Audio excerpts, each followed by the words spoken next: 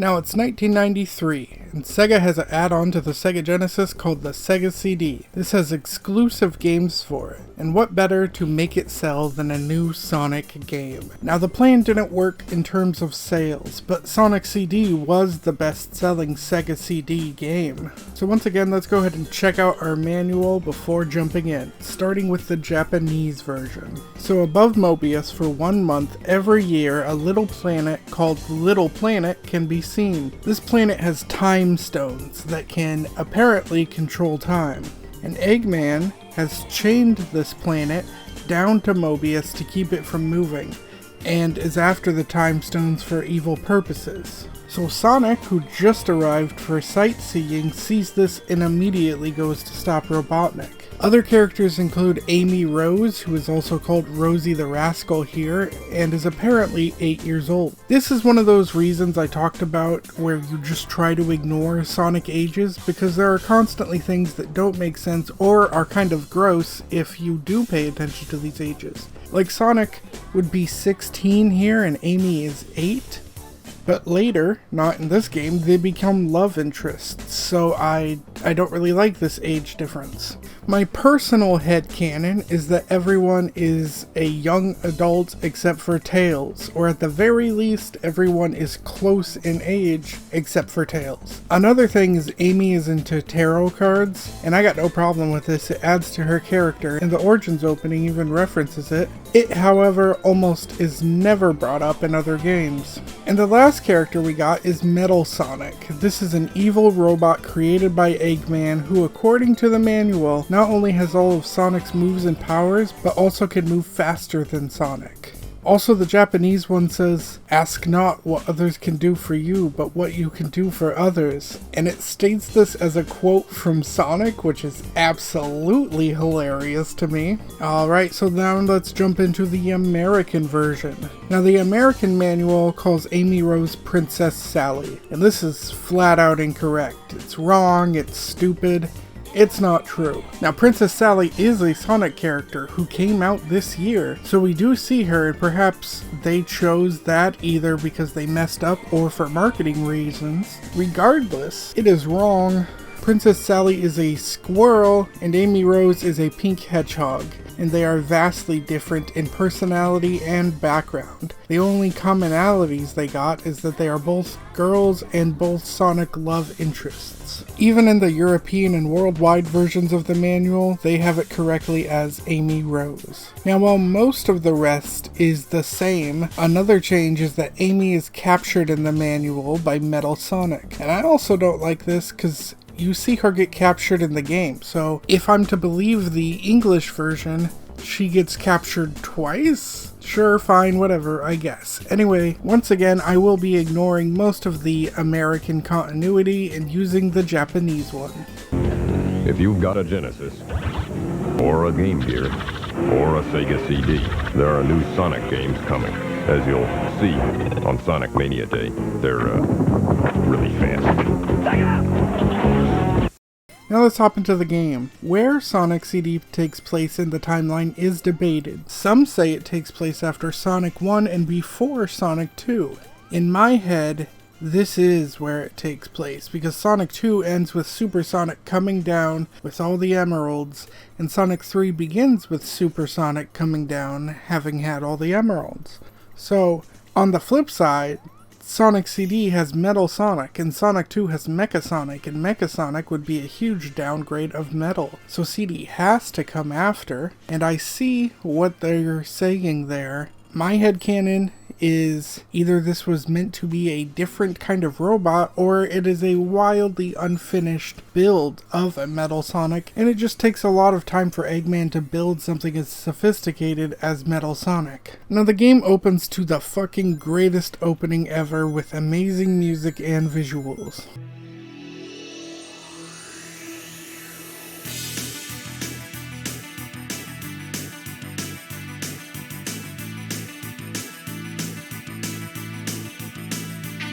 You're strong, you can fly, you can reach the other side of the rainbow. It's alright, take a chance, 'cause there is no circumstance that that you can't handle. When you use your mind, Sonic Boom, Sonic Boom, Sonic Boom keeps you running faster. Sonic Boom, Sonic Boom, save the planet from disaster. In fact, this is one of, if not my favorite Sonic soundtrack, and we will jump into that soon, but I really gotta talk about the game first. And while it plays like many of the classic games, it does have a strange gimmick. There is a past, present, and future version of each level, and Sonic can go to each version. Now for the good ending, you either have to get all the time stones or destroy all the robot generators, and in order to do the latter, you've got a lot of time traveling to do. On top of that, the ending of Sonic CD, if you don't do all that, actually makes you feel like you have failed. So a lot of people find this tedious and annoying, like they have to do all the good time travel stuff and level exploring and find things to get the good ending, and then they don't like this and end up not liking the game. I, however, don't feel this way. This is my favorite classic Sonic game, and I feel like not only is this one the most fun, not even trying to do the perfect ending, but just beating it normally, but also getting these bad future levels feels like a reward to me too, because the future not only looks cooler, but I think it sounds cooler too. But once again, we will get to the soundtrack soon. On top of that, the more times I play Sonic CD, not only do I get closer and closer to the good ending just from sheer practice, but I also learn the game better, experimenting with speed tricks for time travel in ways I never did with other games.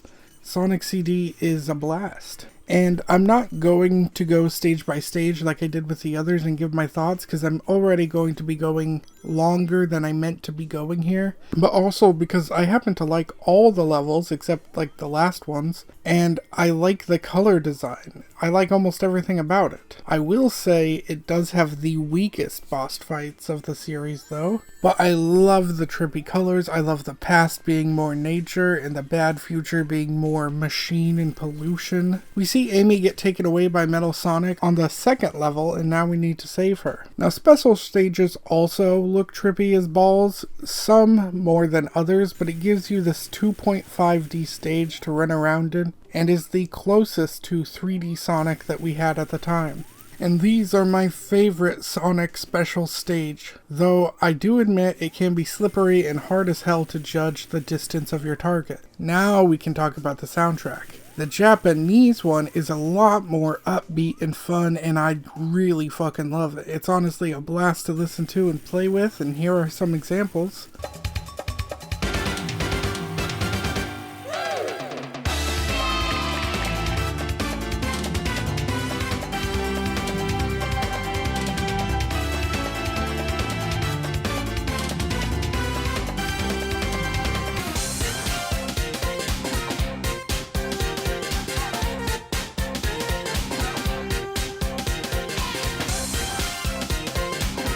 But for some reason, Sega decided the American version needed a different soundtrack. And while the music for the past is the same, the present and future music have been changed. And this music is wildly different and goes all over the place. It can be almost haunting in some parts, and then it can be kick-ass and hype as fuck in other parts.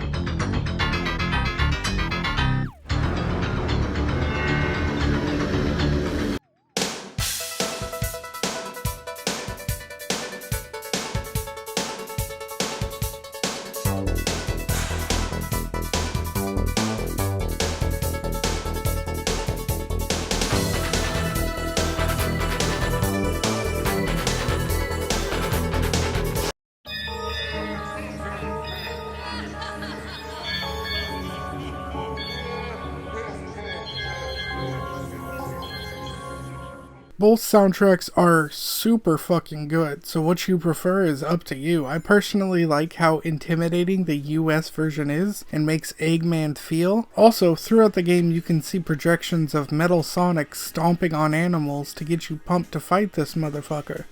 And then my favorite part of the game, the sky is fucking red, things are dark as shit, Eggman is trying to kill you, and you are racing Metal Sonic to the coolest fucking music ever.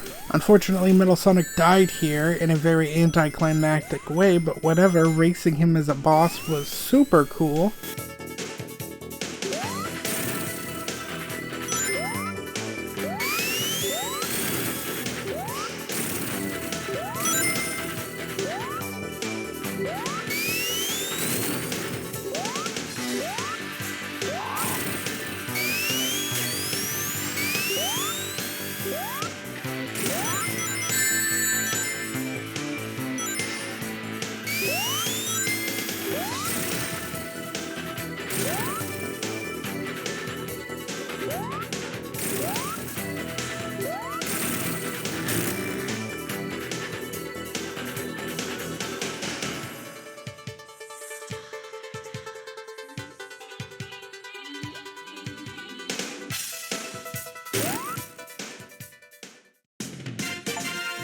Then we play through my least favorite set of levels, although Sonic can turn tiny, so that's cute. And we fight Eggman and save Amy.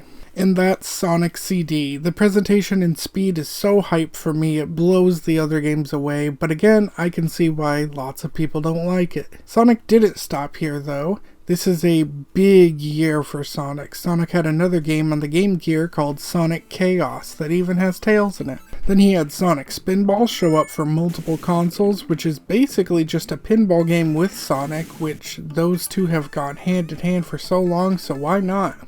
Then we got Dr. Robotnik's Mean Bean Machine, which is the game Puyo Puyo but reskinned. It's multiplayer and features characters from the Sonic show, as well as Robotnik looking like the Adventures of Sonic version of himself, which are things we haven't talked about yet, but I'm getting there. Then he had an arcade game, Sega Sonic, in which you use a little ball to roll around it and make Sonic run. This was also where we get Ray the Fox and Mighty the Armadillo.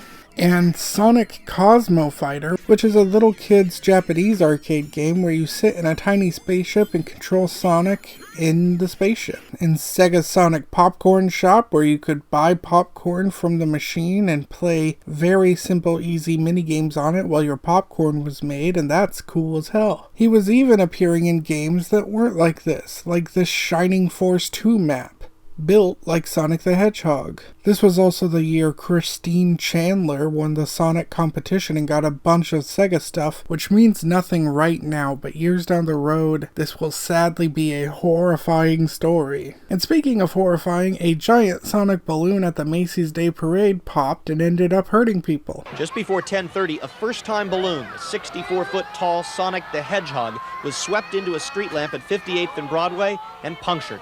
As the balloon began deflating, it pulled the lamp off the pole, dropping it to the ground where the falling metal injured a man and a little girl. This is also the year Sonic starred in not one, but two cartoons simultaneously, both voiced by Jaleel White. And I can't think of any other thing that's done something like that. Two in the same year, voiced by one guy. And I was going to go way into more depth than these shows, but Paramount Plus apparently didn't want me to, so instead, me and my dog watched about 10 episodes of each show. The first one, The Adventures of Sonic the Hedgehog, is a more slapstick Looney Tunes-esque show. Every episode is some evil, silly plan from Robotnik, and every episode has Sonic and Tails foil the plans. There are tons of humans here on Mobius, and Eggman has some sidekick robots like Scratch, Grounder, and Coconuts. This is also where Sonic suddenly really starts liking chili dogs, which was a weird food to pick, because you would think it would be for a promotion, but it is not. He just fucking loves chili dogs. A lot of the show is not canon to me, but it was an alright silly watch and ends with PSAs called Sonic Says, which are always interesting. Believe it or not, every year some ignorant kid takes a ride in a clothes dryer just like this one and ends up getting hurt. But if someone tries to touch you in a place or in a way that makes you feel uncomfortable, that's no good. The next show is Sonic the Hedgehog and is often referred to as Sat AM because it was a way to distinguish the shows, as this one came on Saturday mornings. Sonic SatAM is a more grounded adventure show where Robotnik has already taken over the world and is polluting it, and he's actually kind of menacing in this one. He has already turned everyone into robots, including Sonic's Uncle Chuck and his dog Mutsky. Meanwhile, Sonic has teamed up with Princess Sally, Tails, and the Freedom Fighters, which are a band of rebels who fight against Robotnik. Each episode is an action-packed one, of Sonic and the gang trying to hurt Robotnik and see if they can save everyone, fighting the fight little by little. I vastly prefer this one, but you are free to like either. I also like Tails a lot more here as he feels like a kid brother, and this is where that Princess Sally came from. She is the leader of the team and Sonic's love interest. Now there's also Sonic comic books, more than one, starting with the Archie Sonic comics. What Sonic do you think they chose to follow?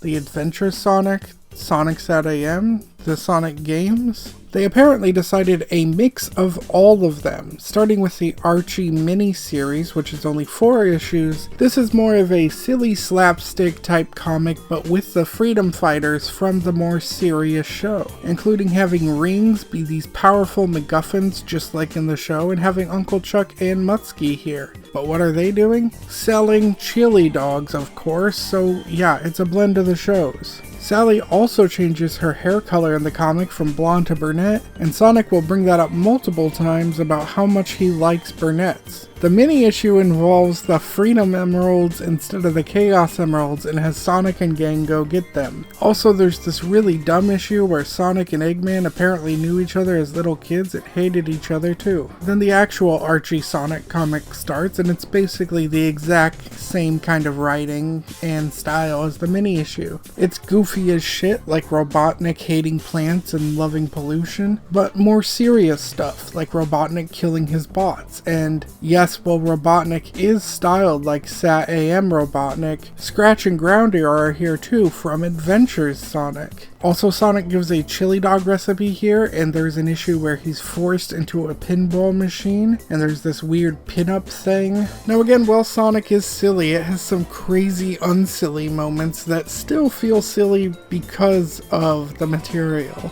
Like this panel of a bunch of graves, and the walrus guy is like, "That's why they call it the Cold War, because we'll all be on ice." Or this other issue where they're protesting Robotnik using nukes. Like, holy shit, man, that's wild. Robotnik is gonna nuke things? But this is all juxtaposed with more silly stuff. And like I said, it does go into some Sonic game stuff too. Sonic goes into special zones, Sonic becomes supersonic, etc. So it really blends everything Sonic into one. Over in the UK though, you had Sonic the Comic, which focused way more on the games and also kinda wanted to do its own thing. Sonic the Comic comes out far more often than the Archie comic and often has very different art, which can range from fine to really fucking bad. Also, Porker Lewis is back for some fucking reason. He doesn't even have a character still. He just gets saved again and we're supposed to act like, wow, we know who this is. Who the fuck is Porker Lewis? There are lots of cool things about Sonic the Comic. First off, it has reviews for upcoming Genesis games in it, which were fun to look at. Second off, it has mini stories for tons of other Sega franchises in it, which often have better artwork than Sonic's for some reason. We got Shinobi, Golden Axe, Wonder Boy, Kid Chameleon, Streets of Rage, Decapitac, and Echo the Dolphin. Also, there are a lot of photos of Sonic out in real life, and they are cursed as hell. There's another Sonic balloon, and this one's a hot air balloon. And there's lots of the worst fan art you have ever seen. Actually, I should say the worst fan art for now. Back to Sonic's comic, we got Sonic fighting a partially roboticized Tails, Sonic fighting another Metal Sonic that eats him to gain his powers, but then it turns out Sonic can control him and this isn't the same Metal Sonic. Also, the art isn't just bad, but sometimes the character redesigns are real bad. Like, I'm not in love with Sally Acorn's look, but look at this. This is her in the Sonic UK comic and I hate it so much. And even with characters I like, they somehow made Sonic and Tails look bad. But again, it's not always, because the art keeps changing every issue. This is issue 5, this is issue 6. See what I mean?